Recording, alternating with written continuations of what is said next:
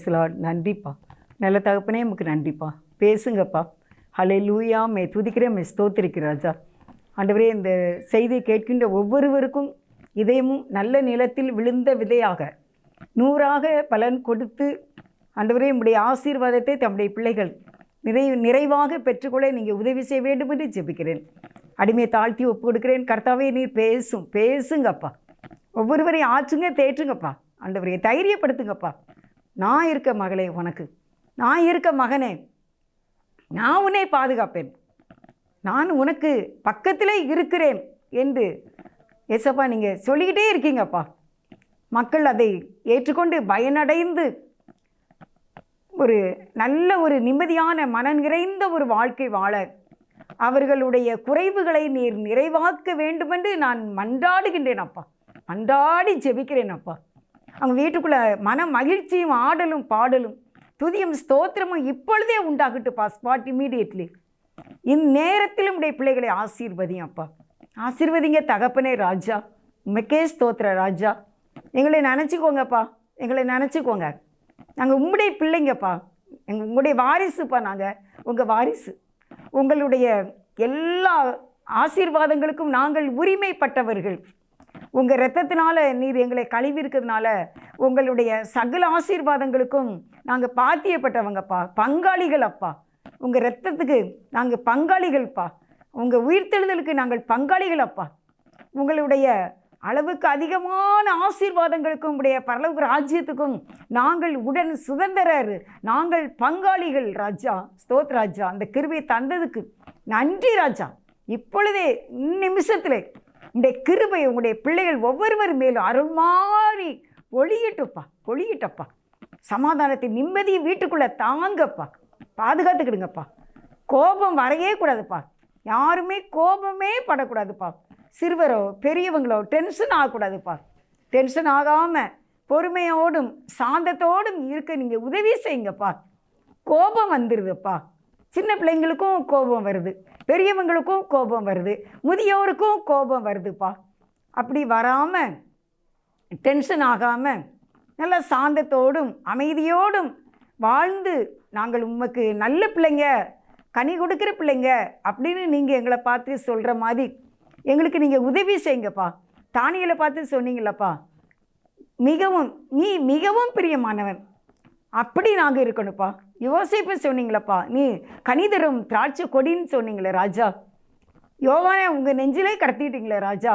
நாங்களும் அப்படி உங்களோட நல்ல டச்சிங்காக இருக்க ஆசைப்படுறோம் ராஜா. அதனால் அந்த கோபம், எரிச்சல், டென்ஷனு ஆண்டவர் இதெல்லாம் எங்களுக்கு வரவே கூடாதுப்பா. நாங்கள் நல்ல பிள்ளைங்களாக இருக்க உதவி செய்யுங்கப்பா. ஸ்தோத்திரப்பா.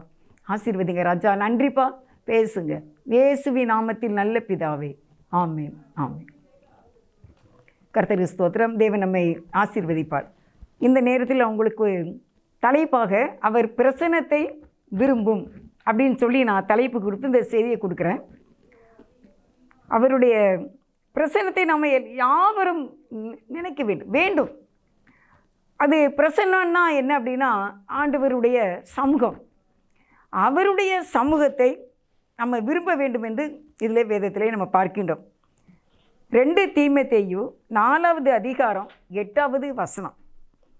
இது முதல் நீதியின் கிரீடம் எனக்காக வைக்கப்பட்டு இருக்கிறது. நீதியுள்ள நியாயாதிபதியாகிய கர்த்தர் அந்நாளிலே அதை எனக்கு தந்தருளுவார். எனக்கு மாத்திரமல்ல, அவர் பிரசன்னமாகுதலை விரும்பும் யாவருக்கும் அதை தந்தருளுவார். அல்லேலூயா.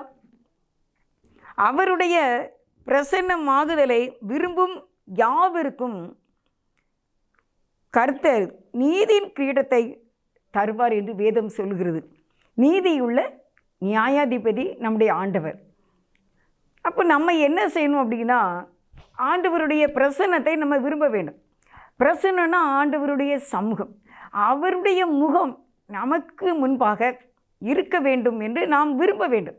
அப்படி யாரெல்லாம் விரும்புகிறீங்களோ அவருடைய முக தரிசனத்தை, அவருடைய டச்சிங்கை, இயேசுவானவருடைய க்ளோரி, மகிமை, அதை யார் விரும்புகிறீங்களோ அவங்களுக்கு எல்லாமே அவர் அந்த நீதியின் கிரீடத்தை தருவார் என்று சொல்லி எழுதப்பட்டிருக்கிறது.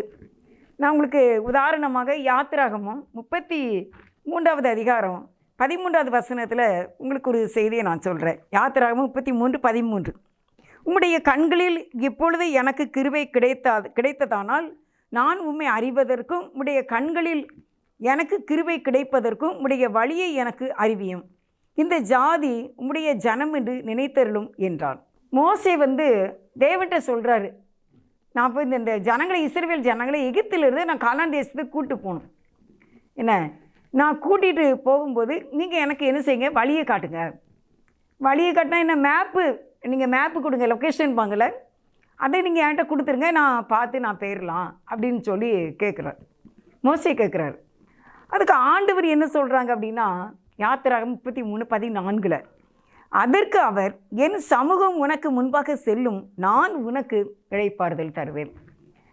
அப்போது இயேசுவா என்ன சொல்கிறாங்க அப்படின்னா, என் சமூகம் உனக்கு முன்னால் போ, என்னுடைய அந்த நடத்துதல், நான் போய்கிட்டே இருப்பேன், அந்த வழி உனக்கு நான் என்ன செய்வேன், காட்டுவேன். நீ என்ன செய்யணும், அப்படியே அந்த ப்ரெசன்ஸ்லேயே நீ என்ன செய்ய, நீப்பா, என் சமூகம் உனக்கு என்ன செய்யும், இருக்கும் அப்படின்னு சொல்லி தான் இந்த வசனம் சொல்லுது. அருமையானவர்களே, என் சமூகம் உனக்கு முன்பாக செல்லும், நான் உனக்கு இளைப்பாறுதல் தருவேன். நீ வழியை கேட்குற, நீ மேப்பு கேட்குற, லொக்கேஷன் கேட்குற, ஆனால் ஆண்டவர் சொல்கிறாரு, என் சமூகம், என்னுடைய ப்ரெசன்ஸ் உனக்கு முன்னால் இருக்கும் அப்படின்னு சொல்கிறார். அப்போ நம்மளும் இந்த நாளில், ஆண்டவரே உம்முடைய அந்த சமூகம், உம்முடைய ப்ரெசன்ஸ் எனக்கு என்ன செய்யணும், வேணும். உடைய தொடுதல், டச்சிங் எனக்கு வேணும். இன்னொரு வசனம் பாருங்கள், அந்த யாத்திரை 33:15, அப்பொழுது அவன் அவரை நோக்கி, உடைய சமூகம் என்னோட கூட செல்லாமல் போனால் எங்களை இவ்விடத்தில் இருந்து கொண்டு போகாதிரும். ஒரு சூப்பரான வசனம், சூப்பரான ஜெபம், வல்லமையான ஒரு ஜெபம், ஆண்டவரை தன்னுடைய பக்கம் இழுக்கக்கூடிய ஒரு ஜெபம். கம்பல்சரி நீங்கள் எங்கள் கூட இருந்து நீங்கள் வந்தால் வேணால் தான் நான் போவேன். நீர் எங்களை இவ்விடத்தில் இருந்து, யாத்திராகமம் 33வது அதிகாரம் 15, அப்பொழுது அவன் அவரை நோக்கி, உம்முடைய சமூகம் என்னோடு கூட செல்லாமல் போனால் எங்களை இவ்விடத்தில் இருந்து கொண்டு போகாதீரும். அப்போது உங்களுடைய ப்ரெசன்ஸு எங்கள் கூட இருந்தால் தான் இந்த இடத்த விட்டு நாங்கள் போகணும். இல்லைன்னா எங்களை நீங்கள் கொண்டு போக வேண்டாம். என்ன, கொண்டு போக வேண்டாம்.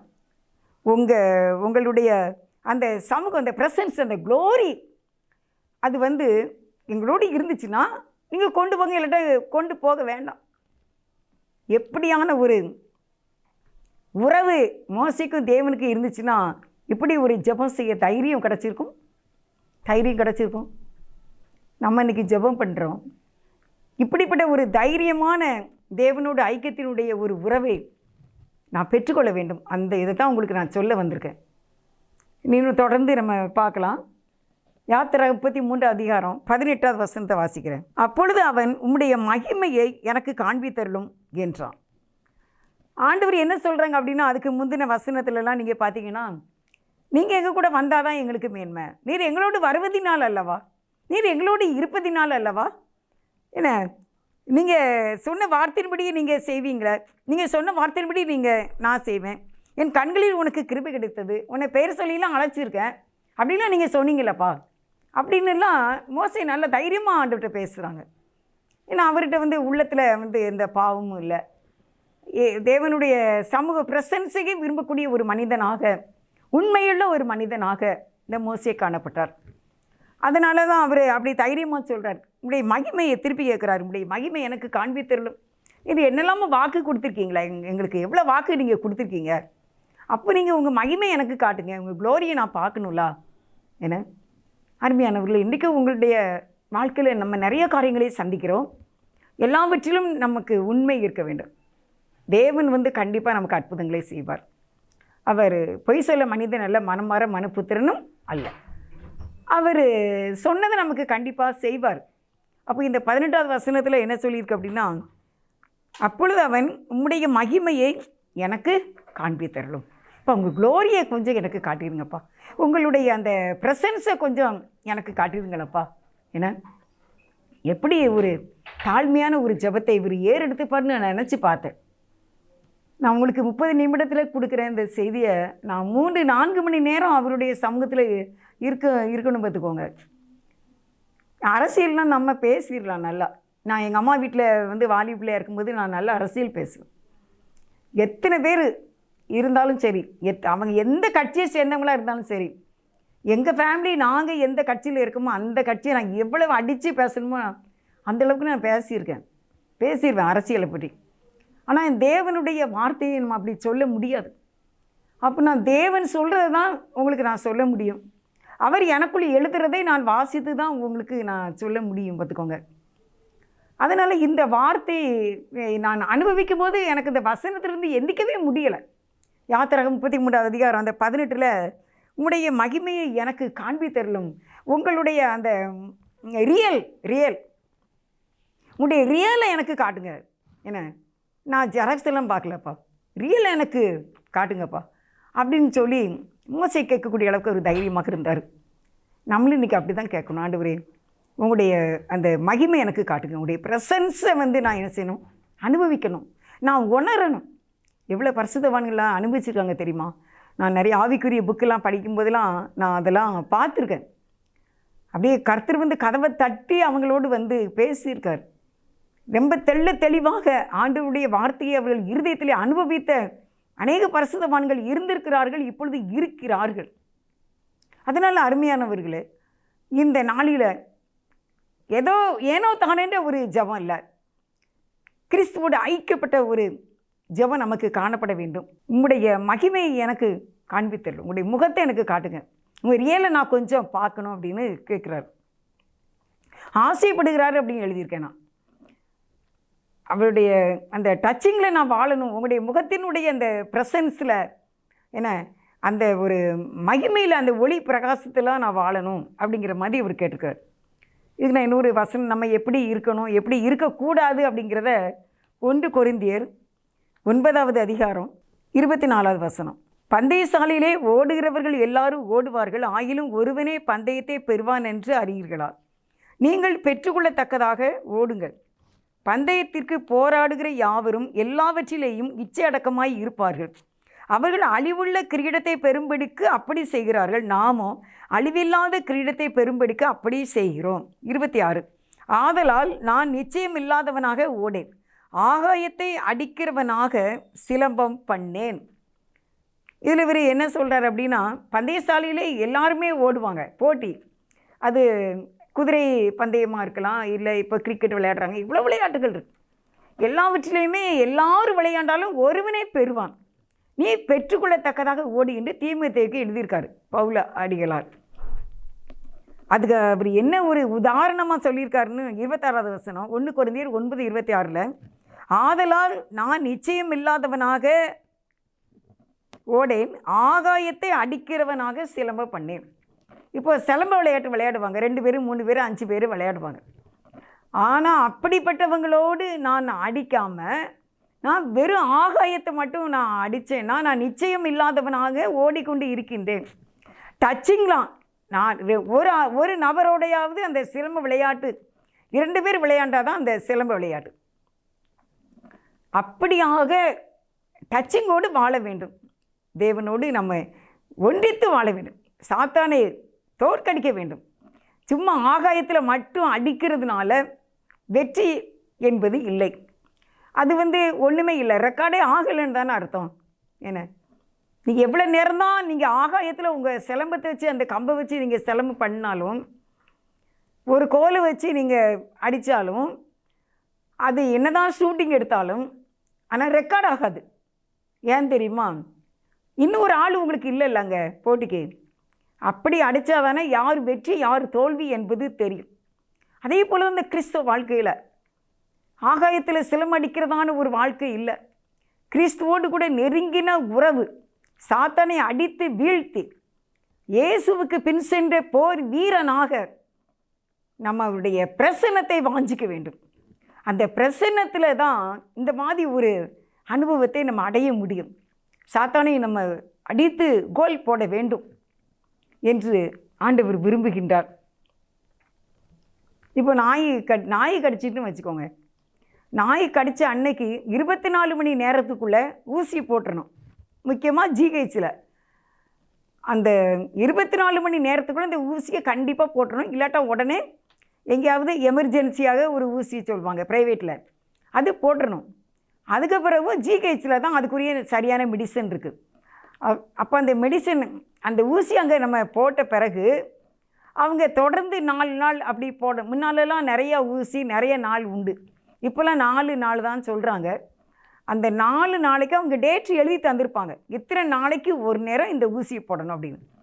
அதே மாதிரி என்ன செய்யணும், அந்த சின்ன பேப்பர் தான் கொடுப்பாங்க, அதை என்ன செய்யணும், பத்திரமா வச்சு வச்சு வந்து கரெக்டாக அந்த சொல்லப்பட்டதான அந்த தேதிகளில் அந்த நாட்களிலே அந்த ஊசியை போடுறேன். போட்டாச்சுன்னா என்ன இல்லை, பயமே இல்லை, பயமே கிடையாது. எப்படி தான் அந்த நாய் கடித்து இரத்த கலனியே ஆகட்டுமே, கந்தரை ஆகட்டுமே, ஆனாலும் இந்த ஒழுங்கான ஊசி முறையை போட்டால் அது ஒன்றுமே செய்யாது. அப்படி போல தான் நம்முடைய வாழ்க்கையில் நமக்கு விரோதமான செயல்பாடுகளை வேத வசனங்களை கொண்டு நாம் அதை எதிர்த்து ஜெயிக்க வேண்டும். கர்த்தருடைய வார்த்தையை விசுவாசிக்க வேண்டும். அவரை நம்ம என்ன செய்யணும், நம்பி நம்ம வாழ வேண்டும். அப்படி இருக்கும்போது கர்த்தர் நமக்கு உதவி செய்வார். அவருடைய அந்த ப்ரெசன்ஸ் தான் நம்மளை நீதியின் பாதையில் நடத்தும். அருமையானவர்களே, இந்த நாளில் நீங்கள் இயேசுவோடு கூட ஒரு டச்சிங்கான வாழ்க்கையை வாழ வேண்டும் என்று உங்களுக்கு நான் அறிவித்து கொண்டு இருக்கின்றேன். ஏதோ நம்ம ஆண்டவரை ஏற்றுக்கொண்டோம், அப்படியே ஒரு சாதாரணமாக ஆலயத்துக்கு போகிறோம், ஜெபம் பண்ணுறோம், வர்றோம் அப்படிங்கிற ஒரு வாழ்க்கை அகத்தில் சிலமடிக்கிற வாழ்க்கை தான். தேவன் என்னோடு பேசினார், என்னை அவர் நடத்தினார், காரிருள் போன்ற ஒரு கஷ்டம் எனக்கு வந்துச்சு, இது எப்படி ஆகும் அப்படிங்கிற ஒரு சிச்சுவேஷனில் நான் காணப்பட்டேன். ஆனால் அந்த நேரத்தில் தேவன் எனக்கு உதவி செய்தார், அவர் எனக்கு சகாயம் பண்ணினார், அவர் எனக்கு அந்த நேரத்தில் எனக்கு சரியான ஒரு உதவி எனக்கு செய்தார் என்று நாம் சொல்லக்கூடியவர்களாக இருப்பதற்கு தேவனுடைய நடத்துதலை நாம் விரும்ப வேண்டும். அந்த நடத்துதலுக்கும் நம்ம என்ன செய்யணுமோ, ஆசைப்படணும். சங்கீதம் 27 நான் உங்களுக்கு ஒரு வசனம் வாசிக்கிறேன். 27:8-9 வாசிக்கிறேன். என் முகத்தை தேடுங்கள் என்று சொன்னீரே, உம்முடைய முகத்தையே தேடுவேன் கர்த்தாவே என்று என் இருதயம் உம்மிடத்தில் சொல்லிற்று. 9 உமது முகத்தை எனக்கு மறையாதேயும், நீர் கோபத்துடன் உமது அடியனை விலக்கி போடாதேயும், நீரே எனக்கு சகாயர், என் ரட்சிப்பின் தேவனே, என்னை நெகிழ விடாமலும் என்னை கைவிடாமலும் இரும். அல்லேலூயா. காரியம் சக்சஸ் ஆகும். அதிகமான அலைச்சல் இல்லாதபடிக்கு தேவன் நமக்கு வெற்றியை தர வேண்டும். அதிகமான மனவேதனை இல்லாத ஒரு ஜெயமான ஒரு வாழ்க்கையை தேவன் நமக்கு தர வேண்டும் என்றால் அவருடைய பிரசன்ஸ் தான். அவருடைய பிரசன்ஸோட, அவருடைய முக தரிசனத்தோட நம்ம ஐக்கியப்பட்டு வாழும்போது அந்த ஆசீர்வாதத்தை தேவன் நமக்கு தருகின்றார். இந்த 27 சங்கீதம் 8வது வசனத்தை நீங்கள் கேட்டீங்களா, என் முகத்தை தேடுங்கள் என்று சொன்னீரே, உம்முடைய முகத்தை தேடுவேன் என்று என் இருதயம் உம்மிடத்தில் சொல்லிட்டு. வாய் சொல்லலையாம், இருதயம் சொல்லிட்டான். அருமையான ஒரு தாவீது ராஜாவுடைய சங்கீதம். என் முகத்தை தேடுவேன் என்று சொன்னீரே, உம்முடைய முகத்தையே தேடுவேன். பெரிய அரண்மனையில் இருந்தார்ல, பெரிய பேலஸில் எத்தனை விதமான அறைகள் அங்கே இருந்திருக்கும், எத்தனை விதமான டெக்கரேஷன் இருந்திருக்கும். அப்படியே தொங்கல்கள் நிறைந்த வாசல்கள் அங்கே இருந்திருக்கும். மணிகள் கட்டின டெக்கரேஷன் அங்கே இருந்திருக்கும். இவ்வளவு தங்கமும் வெள்ளியும் பொண்ணுமான நிறைந்த ஆடைகள், அவருடைய ஆடை இருந்திருக்கும். அவருடைய கிரீடங்கள் எப்படி இருந்திருக்கும். ஆனால் அந்த தாவீது ராஜா என்ன சொல்கிறார் அப்படின்னா, உங்களுடைய முகத்தையே தேடுவேன்னு நீங்கள் சொன்னீங்களாப்பா, அதனால் உங்கள் முகத்தையே தேடுவேனப்பா. அவருடைய முகத்தையே நம்ம தேடும்போது வாழ்க்கை நீட்டாக போகும். அருமையானவர்களே, எந்த பிரச்சனையும் உங்களுக்கு நிரந்தரமாக இருக்காது. டிராஃபிக் ஜாம் ஆகாது. டிராஃபிக் வரும், ஆனால் ஜாம் ஆகாது. கண்டிப்பாக பச்சை விளக்கு நமக்கு வந்துடும். பச்சை விளக்கு வந்துடும். போராட்டம் இன்றைக்கு நிலைத்து நிற்காது. இயேசு கிறிஸ்துவினுடைய பிரசன்ஸில் ஒருவேளை இன்றைக்கு நீங்கள் தோல்வி அடைந்திருக்கிறீர்களோ, இதை ஜெயமாக மாற்ற இயேசு நமக்கு உதவி செய்வார். அதுக்கு தான் ஒரு பிரதான ஆசாரியனாக பிதாவின் இடத்துல இருக்கின்றார். தேவாலயத்தின் திரைச்சீலை 2ஆய் கிழிந்தது, அது நமக்கு உதவி செய்வதற்காக. இயேசு நமக்கு எதுக்கு இருக்கார்? ஹெல்ப் பண்ணுறதுக்கு இருக்கார். தன்னுடைய சீடர்களுக்கு கறி அடுப்பு ரெடி பண்ணி ஸ்பாட்டில் அதுக்கு மீன் பொறிச்சு எண்ணெய் எங்கேருந்து வந்துச்சுன்னு தெரியல, அப்போ சுட்டிருக்காரு. மாவு எங்கே இருந்துச்சு? கடற்கரை ஓரத்தில். ஏசப்பா வல்லமை உள்ளவர். உங்களுக்கு இன்றைக்கி அப்படி தான். கல்யாணத்துக்கு பணமே இல்லை நினைக்காதீங்க, மேலே படிப்புக்கு பணமே இல்லை நினைக்காதீங்க, வீடு கட்டுறதுக்கு பணமே இல்லை நினைக்காதீங்க. அவர் செய்வார். பலமுள்ளவனுக்காகிலும் பலமற்றவனுக்காகிலும் உதவி செய்கிறது ஆண்டவருக்கு லேசான காரியம். இது அவருக்கு அற்ப காரியம். காற்றும் இல்லை மழையும் இல்லை, ஆனாலும் வாய்க்கால் நிரம்பும். அப்படிப்பட்ட ஹெல்ப்பு எனக்கு ரொம்ப இப்போ ஆண்டவர் என்கிட்ட சொல்லிக்கிட்டு இருக்காதான். உங்களுக்கு உதவி செய்யும்படியே நான் இருக்கேன். இல்லாட்ட அந்த உலகத்தில் அவர் இவ்வளோ பாடுபட்டு இந்த சிலுவையில் தொங்க வேண்டிய அவசியம் கிடையாது. அப்படியே நொறுக்கி இயேசுவை என்ன அடித்து நொறுக்கி ஆக்கி விட்டுட்டாங்களே. நம்ம பிள்ளைக்கு காலில் ஏதோ இடிச்சிட்டுனா நம்ம ரத்தம் வந்துட்டோ நினைப்போம்ல. கை விரல் கதவுகிட்ட லேசாக நஞ்சிட்டு ரத்தம் கட்டிட்டோ அப்படின்னு கேட்போம்ல. ஆனால் ஏசப்பா தன்னுடைய சரீரம் முழுவதுமே நொறுக்க கொடுத்தாங்கல்ல. ஆனால் அது எதுக்காக தெரியுமா? நம்மளுடைய பாவத்துக்காக தான். ஏற்றுக்கொண்டார். நம் பிணிகளை நோய்களை ஏற்றுக்கொண்டார். நம்முடைய தலைமுறை சாபங்களை அவர் ஏற்றுக்கொண்டார். நோய்களை ஏற்றுக்கொண்டார், வேதனைகளை ஏற்றுக்கொண்டார். நமக்காக அவர் இப்பவும் ஹெல்ப் பண்ணுறதுக்கு இருக்கார். ஏசாயா 41:10 இவ்வளோ தெளிவாக நமக்கு இருக்குது தெரியுமா? எவ்வளவு தெளிவு! நீ பயப்படாதே, நான் உன்னுடனே இருக்கிறேன், திகையாதே, கலங்காதே, நான் உன் தேவன், நான் உனக்கு சகாயம் பண்ணுவேன், என் நீதியின் வலது கரத்தினால் உன்னை தாங்குவேன். ஆண்டவருடைய கையை நம்ம தாங்கும்போது அவர் கை நமக்கு ரொம்ப பக்கத்தில் இருக்கும்ல. நம்ம குழந்தை கையில் வச்சுருக்கோமே, குழந்தைக்கு நமக்கு எவ்வளவு டிஸ்டன்ஸாக இருக்குது இல்லைல்ல, நெருங்கிய ஒரு உறவு இருக்கலாம். அதே போல் தான் ஆண்டவர் சொல்கிறார், நான் உனக்கு சகாயம், நான் உதவி பண்ணுவேன், உதவி செய்வேன். பிறகு என்ன? அவர்கிட்ட போய் விழுந்துட வேண்டியதானே, அவர்கிட்ட கெஞ்சி மண்டாடிட வேண்டியதானே. நம்ம செல்லு பார்த்துக்கிட்டே நேரத்தை போய்கிட்டு இருக்கோமே. என்ன ஷேர் செட்டு இப்படி பார்க்குறாங்க, காமெடி, என்ன யாரையாவது ஊழியக்காரங்களை குறைச்சி பேசிக்கிட்டே இருப்பாங்க யூடியூப்பில், அதே மேலும் மேலும் பார்க்குறாங்க. என்ன அப்படி யாரையாவது ஊழியக்காரங்களை குறைச்சி பேசிக்கிட்டு இருக்க வீடியோனா லட்சக்கணக்கில் மக்கள் அதை பார்த்துக்கிட்டே இருக்காங்க. அப்படியே ஒரு ட்ராமா வந்துச்சுன்னா அந்த ட்ராமாவே பார்க்குறாங்க, லட்சக்கணக்கில் பார்க்குறாங்க. தேவனுடைய வார்த்தையை விசுவாசித்து அவர் நம்மளும் வாழணும். அந்த ப்ரெசன்ஸ் தான் நான் உங்களுக்கு இம்பார்ட்டன்ட், வெரி வெரி இம்பார்ட்டண்ட்டாக சொல்லிக்கிட்டு இருக்கேன். அதுதான் நம்ம கடைசி வரைக்கும் நிலைத்து நிற்கக்கூடியதுக்கு நமக்கு உண்டாகும். சத்தியத்துக்கு தூணும் ஆதாரமாக நிற்க வைக்கிறதுக்கு கர்த்தருடைய ப்ரெசன்ஸ் தான். அதான் தாவீது கேட்டார், உங்கள் முகத்தை எனக்கு காட்டுங்க, உங்கள் முகத்தையே நான் தேடுவேன்ப்பா. எப்படி இருக்குது பார்த்தீங்களா? என்ன முகத்தையே தேடுவேன். அடுத்த வசனம் ரொம்ப நல்லா இருக்குது. 9, உமது முகத்தை எனக்கு மறையாதையும். டேடி முகத்தை மறைச்சிடாதீங்க. 27 சங்கீதம் 9, உங்கள் முகத்தை எனக்கு என்ன செய்யாதீங்க, மறைச்சிடாதீங்க. நீங்கள் கோபத்துடன் உமது அடியனை விலக்கி போட்டுறாதீங்க. நான் ஏதோ தெரியாமல் நான் இப்படி பேசிட்டேன், சடார்னு எனக்கு ஒரு கோபம் வந்துட்டுப்பா, இன்னும் ஹார்டாக பேசிட்டேன்ப்பா, சாரிப்பா. அதுக்காக நீங்கள் உங்கள் முகத்தை மட்டும் எனக்கு என்ன செய்யறாதீங்க, விலக்கி போட்டுறாதீங்க, என்னை விலக்கி போட்டுறாதீங்கப்பா. அதெல்லாம் தாங்க முடியாது. என்ன ஒரு அருமையான ஒரு ஜெபத்தை சங்கீதம் 27:9 ஜெபத்தை பார்த்தீங்களா? நீர் எனக்கு சகாயர், நீங்கள் தான், வேற நான் யாரையும் நம்பலை, எந்த மனுஷனையும் நம்பலை, நீங்கள் தான் எனக்கு அப்படின்னு தெளிவாக சொல்கிறார். நீரை எனக்கு சகாயர். அவரால் முடியுங்க. எந்த சிச்சுவேஷன்லையும் நம்ம கை தூக்குறதுக்கு நம்ம நம்ப தான் செய்யணும். அண்ணன் உங்களை தான் நம்பியிருக்காண்டவரே, உங்களை தான் நம்பியிருக்கப்பா, நீங்கள் தான் எப்படி எனக்கு உதவி செய்யணும். சூழ்நிலை அது 1000 சொல்லும். Doctor report, MRI scan, CT scan, X ray, எதுவும் என்னமோ சொல்லட்டும், உங்களுடைய வார்த்தை தான் எனக்கு மெயின். உங்களுடைய வார்த்தை சொல்கிறது தான். உங்களுடைய வார்த்தை என்ன சொல்லுது?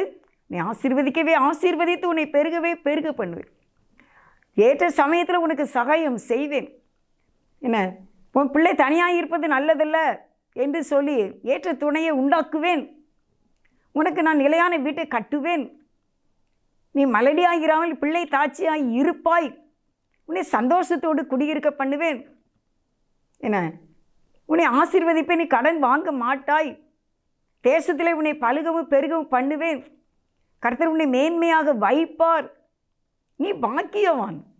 இப்படிலாம் சொல்லியிருக்கீங்களாப்பா. அதனால் நீங்கள் எனக்கு சகாயம் பண்ணுங்கள். நீங்கள் கோபத்தில் என்னை விலக்கி போட்டுறாதீங்க. நான் தப்பு பண்ணியிருக்கேன், என்னை மன்னிச்சுக்கோங்கப்பா, கெஞ்சி கேட்கப்பா. உங்கள் முகத்தினுடைய ப்ரெசன்ஸ் எனக்கு வேணும்ப்பா, நீங்கள் எனக்கு உதவி செய்யுங்கப்பா அப்படின்னு தாவீது சொல்கிறார். தேவனே, என் ரட்சிப்பின் தேவனே, என்னை நெகிழ விடாமலும் என்னை கைவிடாமலும் இரும் அப்படின்னு சொல்கிறார். என்னை நெகிழ விடாமலும் என்னை கைவிடாமலும் இருந்தேவனே. நாளிலே நம்ம அப்படி தான் ஜெபம் பண்ண போகிறோம். ஆண்டவரே, என்னை நெகிழ விட்டுறாதீங்கப்பா, என்னை கைவிட்டுறாதீங்கப்பா, உங்களுடைய ப்ரெசன்ஸ் எனக்கு வேணும்ப்பா, உங்கள் முகம், உங்களுடைய முகத்தினுடைய இந்த க்ளோரி அது எனக்கு கண்டிப்பாக எனக்கு வேணும்ப்பா, நீ எனக்கு உதவி செய்யுங்க ஆண்டவரே என்று ஆண்டவர் நோக்கி நம்ம கெஞ்சி கேட்போம். நீ பயப்படாது என்று சொன்னவர், சகாயம் பண்ணுவேன் என்று சொன்னவர் நமக்கு உதவி செய்வார். நம்முடைய காரியத்தை நம்ம நல்ல ஒழுங்கான ஒரு வாழ்க்கை நம்ம வாழ வேண்டும், இருக்கும்படி பார்த்து கொள்ள வேண்டும். தேவனும் நாமும் உறவாடி வாழக்கூடிய வாழ்க்கையில் நம்ம காணப்பட வேண்டும். அதை ஏசப்பா விரும்புகிறாங்க. ஏசப்பாவுக்கு நம்ம கூட தான் இருக்க ஆசை. நம்ம பிள்ளை எப்படி நம்ம கூட இருக்கணும்னு நினைக்கும், அதே போல் தேவனும் நம்மளை அவரோடு கூட வச்சுருக்கணும்னு ஆசையாக இருக்கார். உங்களை ஒருவருக்காக உங்கள் குடும்பத்தையே பாதுகாப்பார். ஒரு நோவாவுக்கு கிருபை கொடுத்து அந்த குடும்பம் முழுவதையுமே பாதுகாத்தார். அப்படி போல் உங்களுக்காக உங்களுடைய குடும்பம் முழுவதையும் பாதுகாப்பார். ஒவ்வொரு தனிப்பட்ட நபரையும் அவர் ரட்சிப்பார். உங்கள் ஜெபத்தை கேட்டு உங்களுடைய ஒவ்வொரு தனிப்பட்ட நபருக்கும் ரட்சிப்பை தந்து அந்த தனிப்பட்ட ஒவ்வொரு நபரையும் தேவன் ஆசீர்வதிப்பார். அதனால் நம்மளும் ஆண்டவரே, உங்களுடைய முகத்தை எனக்கு மறையாதீங்க, நான் உங்கள் முகத்தையே தேடுவேன்ப்பா, உங்களுடைய ப்ரெசன்ஸ் வேணும்ப்பா, உங்களுடைய கண்களிலே எனக்கு கிருபை வேண்டும்ப்பா, என்ன நீங்களே எனக்கு முன்னால் இருங்கப்பா, நீங்களே என்னை கைப்பிடிச்சு கூட்டிகிட்டு போங்கப்பா அப்படி சொல்லி நம்ம கேட்கும்போது அவர் தம்முடைய பிரசன்னத்தை நமக்கு தருவார். அதான் இந்த வசனத்தில் சொல்லியிருக்கு, அவருடைய பிரசன்னமாகுதலை விரும்பும் யாவருக்கும் அவர் அந்த நீதியின் கிரீடத்தை தருவார் என்று எழுதப்பட்டிருக்குது. நம்மளுடைய பிரசன்னத்தை விரும்புவோம்.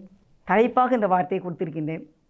அவருடைய பிரசன்னமாகுதலை விரும்பும், அவர் வெளிப்படுகிற அந்த மகிமையை விரும்பும் யாவருக்கும் அந்த நீதியின் கிரீடத்தை அந்நாளிலே அவர் தந்தருளுவார். நாமும் விரும்புவோம். ஆண்டவரே, நான் உடைய பிரசன்னத்தை நான் விரும்புகிறேன், நான் வாஞ்சிக்கிறேன், ஆசைப்படுகின்றேன், உடைய முகத்தையே தேடுவேன், நான் டச்சிங்காக இருக்கணும் உங்கள் கூட, நான் அப்படி விரும்புகிறேன் ஆண்டவரே என்று சொல்லி ஆவிக்குள்ளான ஒரு வாழ்க்கை வாழ ஆண்டவரிடத்தில் கேட்போம். உங்கள் பிரசன்னத்தில் சிறகில்லாமல் பறக்கிறேன், உங்கள் சமூகத்தில் குறைவில்லாமல் வாழ்கிறேன், உங்கள் பிரசன்னத்தில் சிறகில்லாமல் பறக்கிறேன், உங்கள் சமூகத்தில் குறைவில்லாமல் வாழ்கிறேன். என் தஞ்சமானீரே, என் கோட்டையானீரே, என் துருகமானீரே, என் அன்பரானீரே, என் தஞ்சமானீரே, என் கோட்டையானீரே, என் துருகமானீரே, என் அன்பரானீரே. உங்க பிரசன்னத்தில் சிறகில்லாமல் பறக்கிறேன், உங்க சமூகத்தில் குறைவில்லாமல் வாழ்கிறேன். உதவாத என்னையே உருவாக்கும் உறவே, குறைவான என்னையே நிறைவாக்கும் நிறைவே. உதவாத என்னையே உருவாக்கும் உறவே, குறைவான என்னையே நிறைவாக்கும் நிறைவே. உங்க பிரசன்னத்தில் சிறகில்லாமல் பறக்கிறேன், உங்க சமூகத்தில் குறைவில்லாமல் வாழ்கிறேன். உங்க பிரசன்னத்தில் சிறகில்லாமல் பறக்கிறேன், உங்க சமூகத்தில் குறைவில்லாமல் வாழ்கிறேன். உங்களை நேசிக்கிற எங்கள் நல்ல தகப்பனே உமக்கு ஸ்தோத்திரம். உம்முடைய பிரசன்னத்தில் நாங்கள் வாழ வேண்டும். உம்முடைய பிரசன்னமாகுதலை நாங்கள் விரும்ப எங்களுக்கு உதவி செய்தலும். உம்முடைய முகத்தையே நாங்கள் தேடுவோம். உம்முடைய கண்களில் எங்களுக்கு கிருபை வேண்டும். உம்முடைய கோபத்தில் எங்களை விலக்கி போடாதீங்கப்பா. எங்களையும் எங்களை சார்ந்த எங்களுடைய குடும்பம் முழுவதையும் பரிசுத்தப்படுத்தி எல்லா கவலைகளுக்கும் பாரங்களுக்கும் விடுதலை ஆக்குங்க. குடிக்கிற சகோதரர்களை ரட்சித்திருங்கப்பா. வியாதியில் கிடக்கிற மக்களுக்கு நல்ல சுகத்தையும் தீர்க்க ஆயுசையும் கொடுங்கப்பா. ஆஸ்பத்திரியை விட்டு சீக்கிரம் வீட்டுக்கு வர்றதுக்கு உதவி செய்யுங்க தகப்பனே. குழந்தை பாக்கியத்தை கட்டளையிடுங்க தகப்பனே. ஆண்டவரை படித்து கொண்டிருக்கிற பிள்ளைகளுக்கு வெற்றியுள்ள மதிப்பெண்களை கொடுத்து, வேலைக்கு காத்திருக்கிற பிள்ளைகளுக்கு வேலை வாய்ப்பை தந்து, ஏற்ற துணைக்காக திருமணத்துக்கு காத்திருக்கிற மக்களுக்கு ஏற்ற ஜோடியை தந்து, சமாதானம் இல்லாத குடும்பத்திலே சமாதானத்தை தந்து, ரட்சிப்பை தந்து, ஐயா ஸ்தோத்திரப்பா, கடனிலிருந்து விடுதலையை கொடுத்து, வீடு வாசலை கட்டளையிட்டு, உம்முடைய பிள்ளைங்க உம்முடைய ஆசீர்வாதத்தினால நிறைந்திருந்து ஆசீர்வதிக்க பரிபூரண நன்மையை கொடுக்க வேண்டும் என்று இயேசுவின் நாமத்தில் பிறந்தநாள் திருமண நாட்களை ஆசீர்வதிக்க வேண்டும் என்று எங்களை வழிநடத்த வேண்டும் என்று இயேசுவின் நாமத்தில் மிகுந்த மனத்தாழ்மையோடு வேண்டிக் கொள்கின்றேன். ஜீவனுள்ள நல்ல பிதாவே, ஆமேன், ஆமேன். God bless you.